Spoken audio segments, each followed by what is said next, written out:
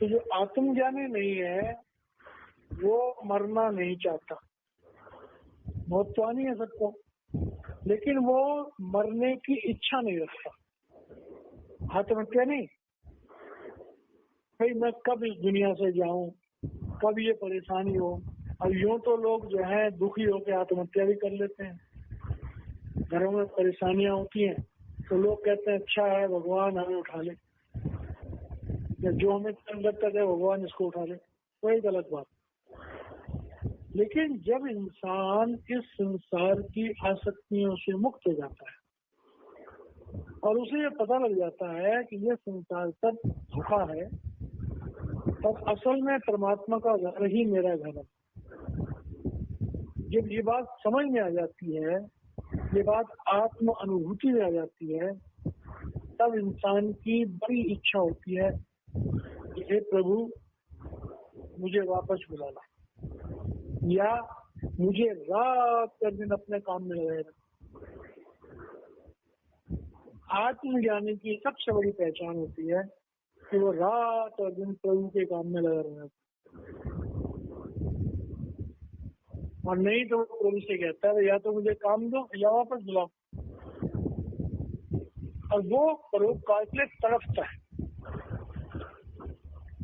देने के लिए तड़पता है, सब कुछ बांटने के लिए तड़पता है। उसे संग्रह से कोई इंटरेस्ट नहीं है।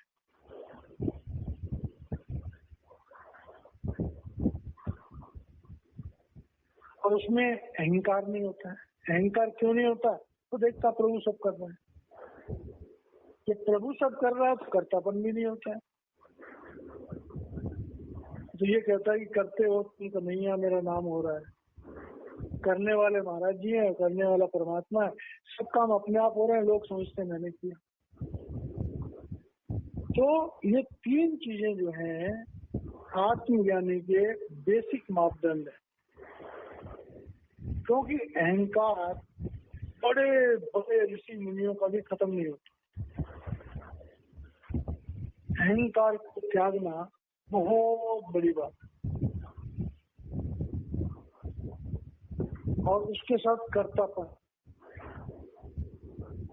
तो कर्तापन का त्याग नेह कर्म है, जो कर्मों के विधान से मुक्ति का रास्ता और मृत्यु। तो जो लोग आत्मज्ञान की तरफ जाते हैं वो एक दिन में होता नहीं है, जन्म जन्मों की तपस्या है।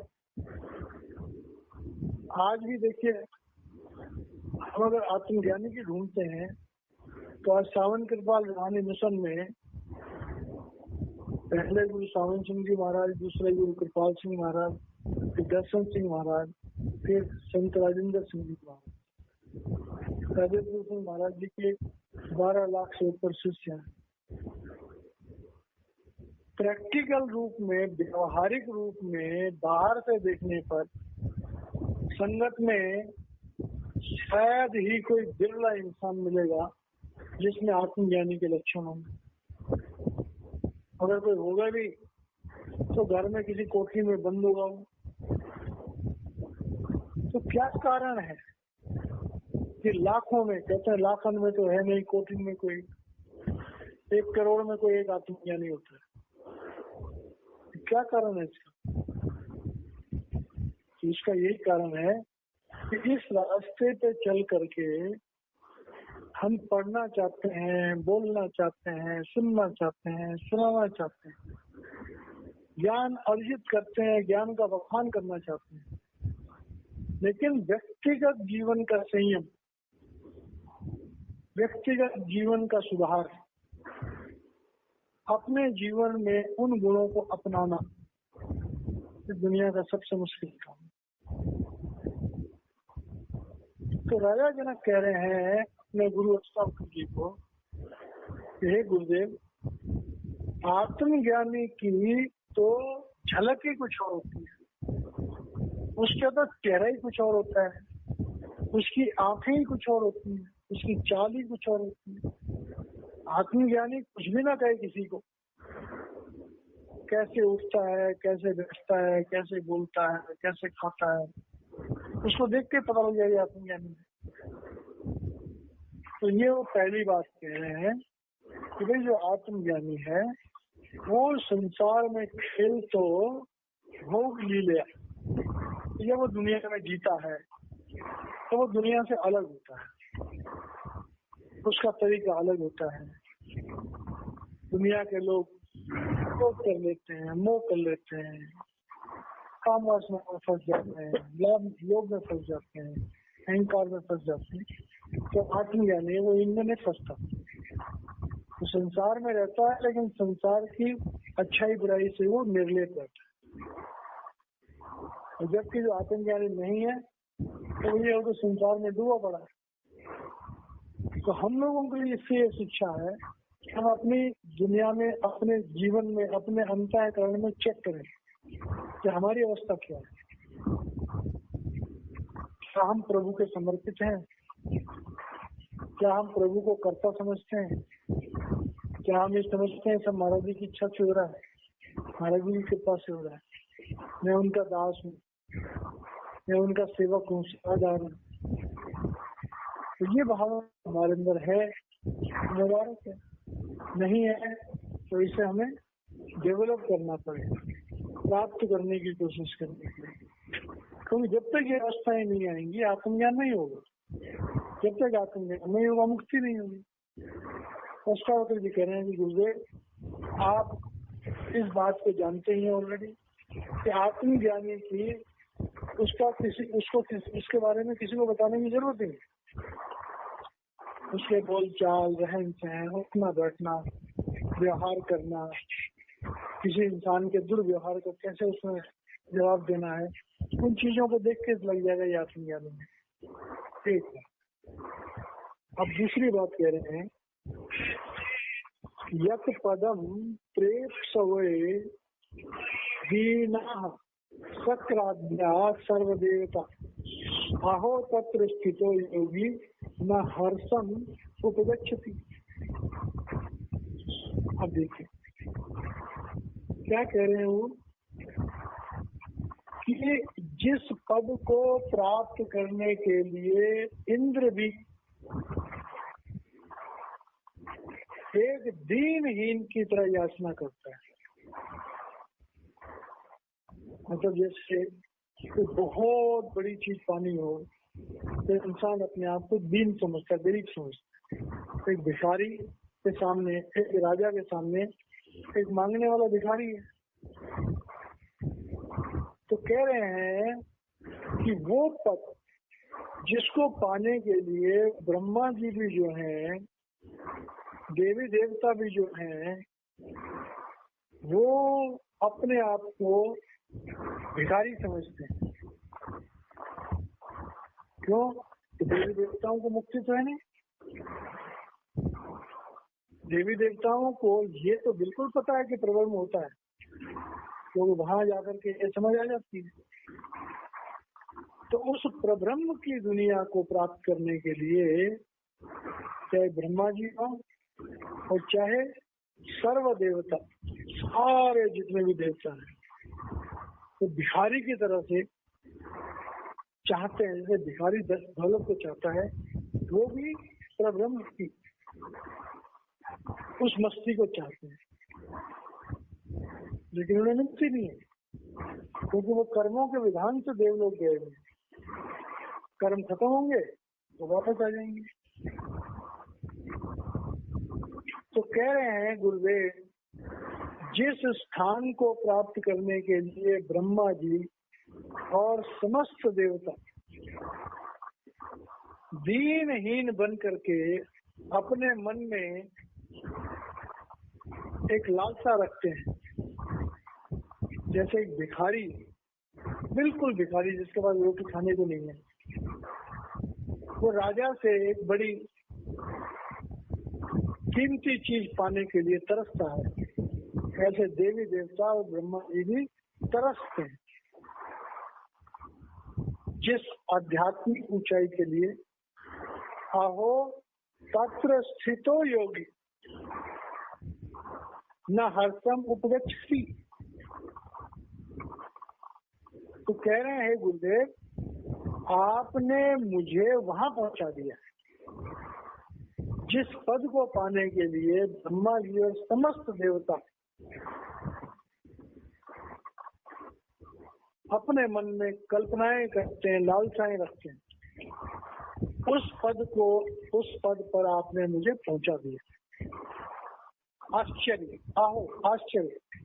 आश्चर्य है कि आपने अपनी ताकत, गुरु की ताकत से आगे बढ़ता शिष्य, आपने मुझे अपनी ताकत से उस मुकाम पर पहुंचा और उस मुकाम पर पहुंचने पर भी न हर्षम उपगच्छति,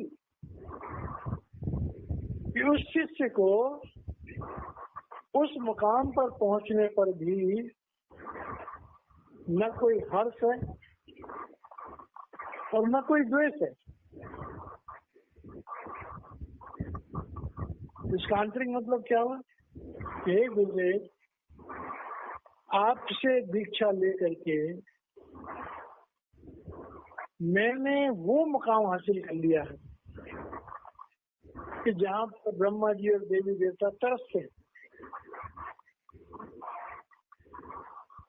तो जब वो ये कहते हैं कि उस मुकाम पर योगी पहुंचता है, अब देखिए यहाँ पर एक बात और स्पष्ट आ रही है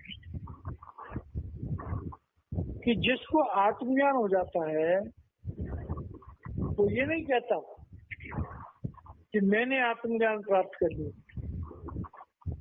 वो ये कहता है कि मेरे सदगुरु की तरफ से, उनकी मेहरबानी से मुझे आत्मज्ञान प्राप्त।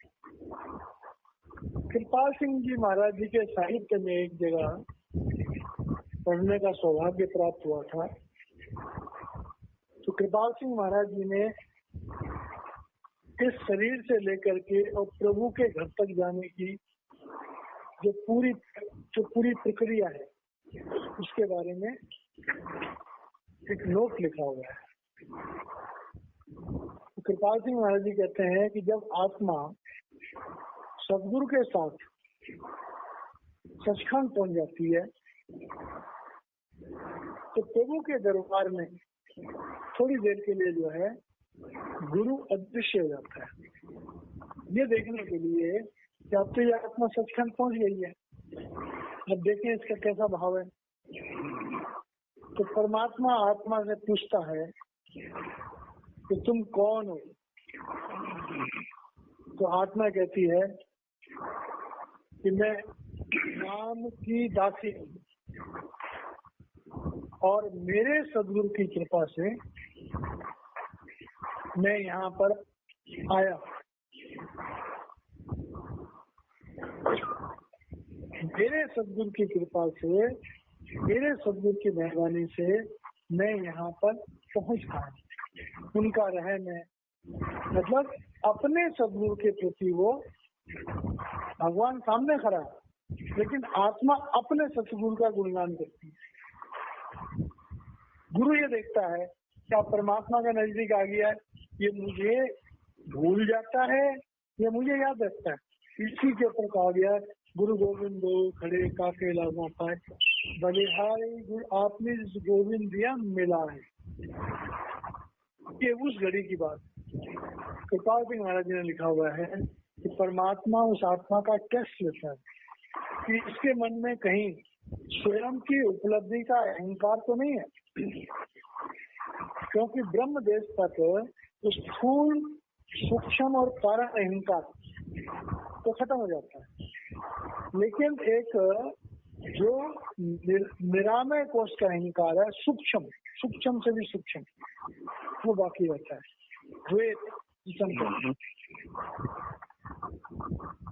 तो इस बात को जब परमात्मा चेक कर लेता है तब गुरु प्रकट हो जाता है दोबारा, और वो गुरु में लीन होता है और गुरु प्रभु में लीन होता है। ये बात मौजूदा सरकार ने भी अपने सत्संगों में कुछ दूसरे हिसाब से कही है।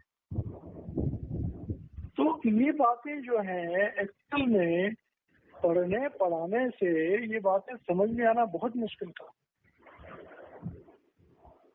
क्योंकि बिना व्यक्तिगत अनुभव के बिना व्यक्तिगत अनुभव के आध्यात्मिक जो गहराइयां हैं, गूढ़ता है, उसके बारे में महसूस करना, एहसास करना बहुत मुश्किल था। क्योंकि जिस चीज को हमने देखा ही नहीं, जिस चीज का हमने स्वाद लिया ही नहीं, तो उसकी हम कल्पना कैसे कर सकते हैं।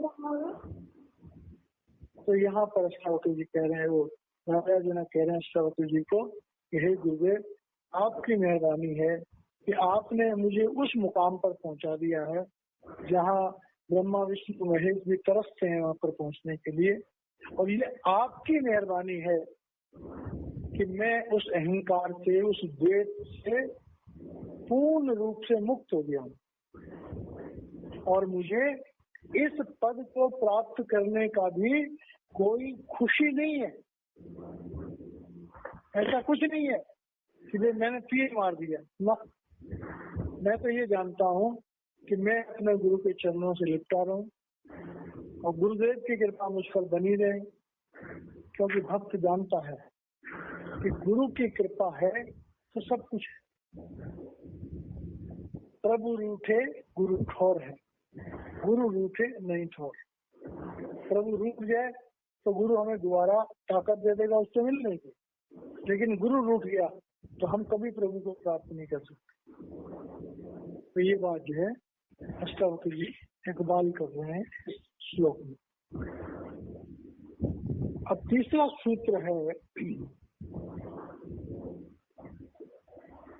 कि जब ये अवस्था आती है तब उस शिष्य के अंदर क्या फर्क पड़ता है।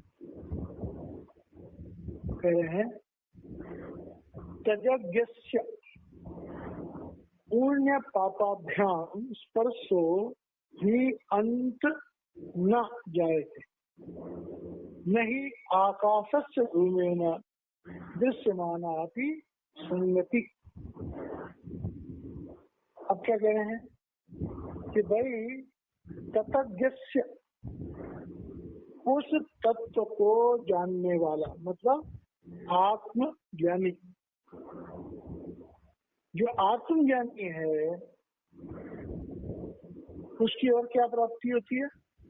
पुण्य पापाभ्याम, कह रहे हैं चाहे पुण्य हो और चाहे पाप हो, ही अंत न जाए थे। मतलब जो आत्मज्ञानी है उसकी निगाह में पुण्य और पाप उनका कोई महत्व नहीं।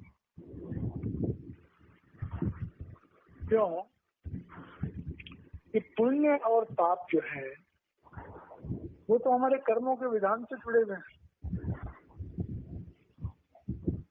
और हमारी जो इच्छा होती है एक मनुष्य की, हर आदमी की इच्छा होती है कि मैं पुण्य की तरफ जाऊं। अब पुण्य में और परोपकार में और निष्काम सेवा तीनों में फर्क है। पुण्य कहते हैं कि जिससे हम प्रभु को खुश करें,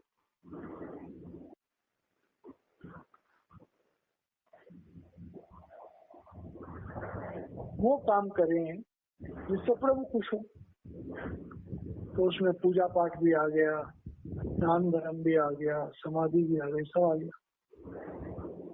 और परोपकार है, पर उपकार, दूसरे पर उपकार करना।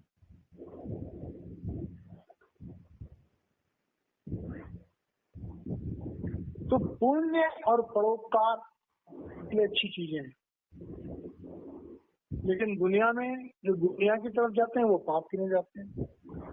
और पाप की डेफिनेशन कृपाल सिंह महाराज ने दी है कि every deviation from God is sin. प्रभु को एक पल के लिए भूल जाना ही पाप है। तो अगर इन डेफिनेशन से हम चलें तो वही वाली बात आती है, लाखन में तो है, कोटिन में तो, करोड़ों में कोई एक इंसान होगा कि जिसकी अवस्था होगी और वो आत्मज्ञानी होगा।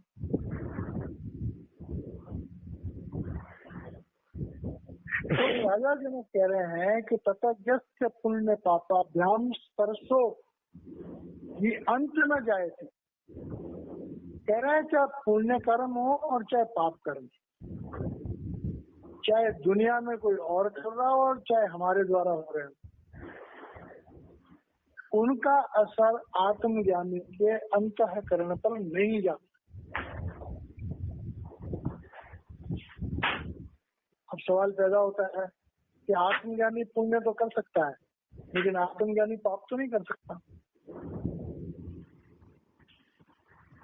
अब आत्मज्ञानी पाप नहीं कर सकता, इसके ऊपर एक कहानी है। एक इंसान ने सारी जिंदगी भर जो है वो भगवान की पूजा करी, रेगिस्तान में रहता था, भगवान ने उसके लिए एक अनार का पेड़ और एक झरना बना दिया। तो सारी जिंदगी भर नमाज मतलब अपना पूजा पाठ करता रहा और एक अनार खाता रहा और पानी पीता रहा। तो उससे लगा कि मैं आत्मज्ञानी हूँ। प्रभु के दरबार में गया, प्रभु ने कहा कि भाई हम तुम्हें अपने रहमो कर्म से बख्शते हैं। वो बड़ा चला उसको कि भाई सारी जिंदगी तो मैंने भगवान के सिवाय किसी का नाम भी नहीं लिया, ये कहते हम तुम्हें अपने रहमो कर्म से बख्शते हैं।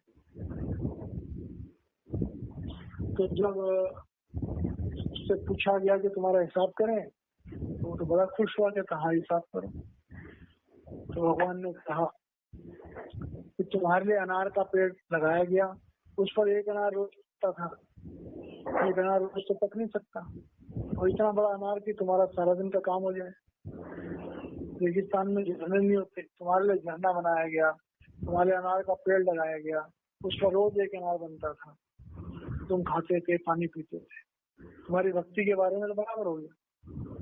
अभी देखो तुम चलते थे, तुम्हारे पैरों के नीचे कीड़े मरते थे। हमने देखे दूसरी तौर से, अगर सूक्ष्म तौर से देखें, हम पानी पीते हैं उसमें लाखों छोटे कीड़े होते हैं जो हमारे पेट में चले जाते हैं। हम भोजन खाते हैं, भोजन का हर दाना एक जीव है, जीव आत्मा है। हम घर में देखें जब चावल बनाते हैं, अगर हम एक आदमी के लिए भी चावल बनाते हैं, एक कटोरी चावल होते हैं, उस एक कटोरी चावल में कई हजार दाने होते हैं। बताओ, तो कई हजार जीवों को एक कटोरी दाल, एक कटोरी चावल, अगर दोनों को हम देखें उसमें कई हजार बीजों को हम नष्ट करते हैं। मतलब कई हजार जान जो है, जीव है, उनको हम खा रहे हैं। तो चाहे कितना ही बड़ा आत्मज्ञानी हो, सांस भी लेगा, पैदल भी चलेगा, पानी भी पिएगा, खाना भी खाएगा, तो इन्हीं क्रियाओं में उसके करोड़ों पाप हो रहे हैं उससे। तो इसलिए कहा गया कि पुण्य पापाभ्याम, कि पूरा तरह से पुण्य वो तो ब्रह्म से परे होगा, जहां पर न स्थूल शरीर है, न सूक्ष्म शरीर है, न कारण शरीर है। अब स्थूल शरीर में हम एक दूसरे से बात करते हैं, सूक्ष्म शरीर में हम शब्द और प्रकाश के साथ जुड़ते हैं, कारण शरीर में और हम गहराई से सुनते हैं। तो इस बात समझनी है कि भाई ये बात राजा जनक अष्टावक्र जी को कह रहे हैं कि हे गुरुदेव, आपकी कृपा से जो मुझे नामदान मिला, जैसे मौजूदा सदगुरु संत राजेंद्र सिंह जी महाराज कभी कहते हैं कि मुझे भी एक दिन नामदान मिला था परम संत कृपाल सिंह जी महाराज जी से, उनकी कृपा हुई, मेरा भजन सुमरन बनता गया, और महाराज जी जो है सचखंड पहुंचे और उन्हें गुरु पद के लिए चुना गया। महाराज जी भी कहते हैं कई बार का महाराज जी ने। तो यहाँ पर राजा जनक जो है इकबाल कर रहे हैं, धन्यवाद कर रहे हैं अष्टावक्र जी का कि हे गुरुदेव, आपकी मेहरबानी से मुझे आत्मज्ञान हुआ है और अब पुण्य और पाप कर्मों का, उनकी भावनाएं भी मेरे अंतःकरण को नहीं छूती, क्योंकि मैं करता हूं ही नहीं। मैं कर्तापन को खो चुका हूँ। अब मैं करता नहीं हूँ, अब प्रभु करता है, गुरु करता है।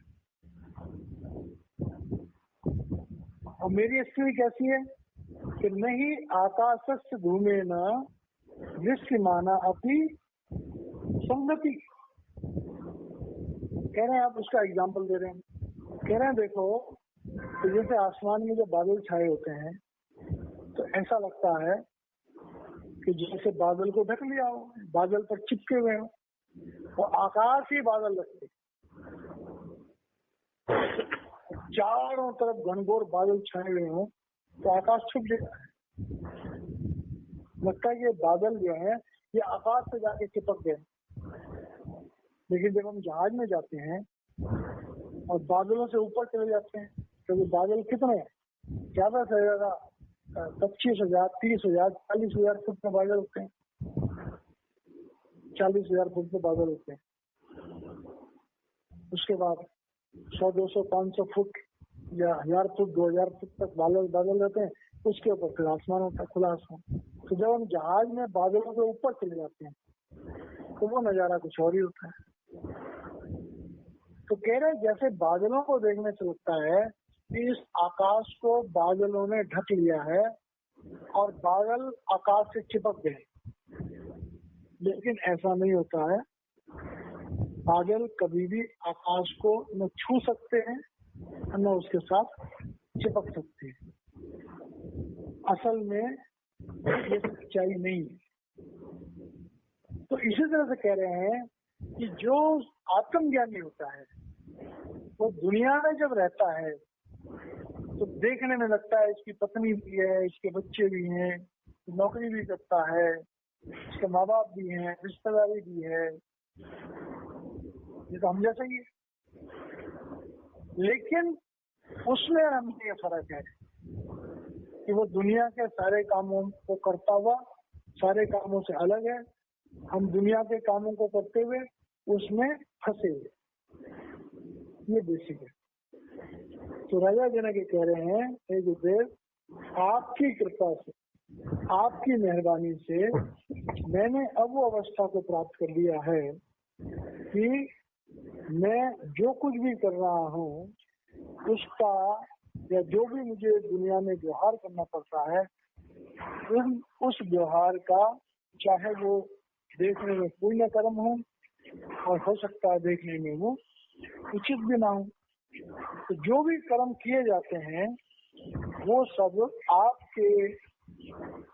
आपकी कृपा से होते हैं। आप मेरे अंदर बैठे होते हो, आप कर रहे होते, मैं उनसे निर्लेप। तो इस तरह से जो है ये भावना उनके अंदर पैदा हो गई। तो राजा जनक जो है अष्टावक्र जी से कह रहे हैं कि ये भावना जो है मेरे अंदर पैदा हो गई है। अगला सूत्र है कि आत्म वेदम जगत सर्वम ज्ञातम येन महात्मना यदृच्छा वर्तमानम तम निश्चेद्यम क्षमेत कह। कह रहे हैं आत्मा एव इदम जगत सर्वम ज्ञातम, कि जिसने ये जान लिया कि मैं शरीर नहीं हूँ, मुझ में जो आत्मा है वो मेरा निज का रूप है, उस आत्मा की ताकत से ये मन, बुद्धि, अहंकार और इंद्रियां और हमारी कर्म इंद्रियां वो काम कर रही हैं। और जैसे मेरे अंदर वो आत्म तत्व है इसलिए मेरा शरीर सारे फंक्शन कर रहा है। इसी तरह से सृष्टि के कण कण में परमात्मा की शक्ति विराजमान है और उसी शक्ति से सब कुछ हो रहा है। आत्मा एव इदम जगत सर्वम ज्ञातम, जैसे मेरे अंदर वो आत्मा जो काम कर रही है, जिसके रहने से मैं जिंदा हूँ, जिसके निकल जाने से ये शरीर किसी मतलब का नहीं रहता, और इसमें से थोड़ी देर के बाद बदबू आनी शुरू हो जाती, सड़ जाता है शरीर।